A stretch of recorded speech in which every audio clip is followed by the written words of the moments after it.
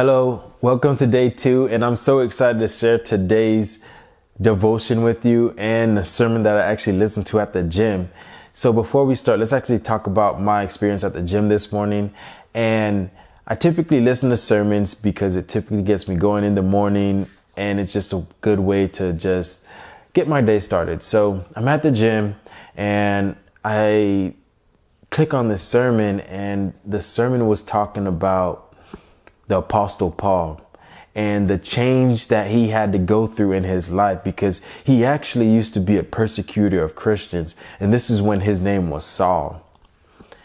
And I think the Bible itself is one of the best books ever to read, because humans, we are the same as the stories and the people that used to be in the biblical times.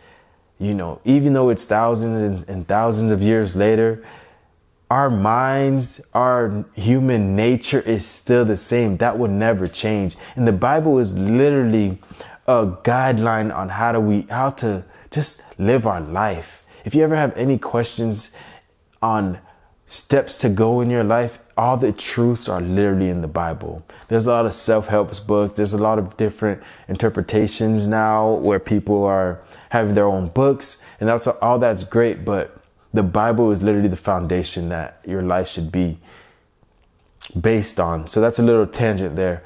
But where I'm going at with this story is,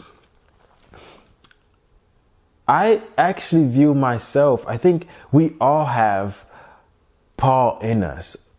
We used to be Saul. All of us used to be Saul. We used that to some degree. I wouldn't take it to the degree of persecuting Christians, but to some degree, we all have past mistakes. We all have had things in our lives that we're not proud of and that we could be guilty of. But you see, the Apostle Paul, he did not allow his past identity to impact his future. And I'm telling you this story because that's exactly what my devotion was about this morning, which is mind-blowing. And it's from 2 different pastors. And I think that's literally just God working. That's God working. And this is going to be my 3rd time just reflecting it here. But I think it's needed to be heard, because in the church that we live in today, people typically might view you as your past. You see, when you're a new Christian and you just go into church, you're still in a transformation stage. You're making a lot of changes. You might be stumbling. I'm still stumbling. And if you focus just on those mistakes, and you just focus on the guilt and shame that you have, it's hard to actually live in the light that God has for you. So you see, there's actually grace that God gives you. And when you understand God's grace and that's what you focus on, it allows you to live more in the light.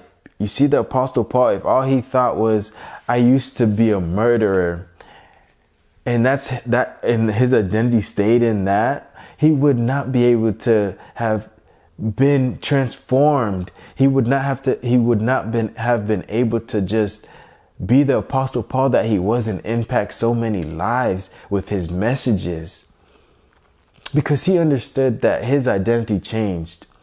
But you see, the Apostle Paul, even though he understood that his identity changed, other people didn't understand it. You see, he went to the disciples, and the disciples did not believe him when he said that he transformed his life. The disciples looked at Paul as Saul still. They believed that he still was a persecutor. It was hard for them to understand because they did not experience the transformation. It was Paul's transformation. And it relates to us today, because sometimes when you're going through a transformational stage, when you're going through transformation, people might look at you as the old version of yourself. But that's okay, because they don't understand that the work that God is doing on your heart, the work that God is doing on your life, only you understand that. So with you understanding that, don't allow people to define your future. Only you and God knows where you're headed. Focus on God's grace. So before we leave here, I wanted to share a couple verses with you here. So we have Colossians 2:14. It says, God canceled the debt, which listed all the rules we failed to follow.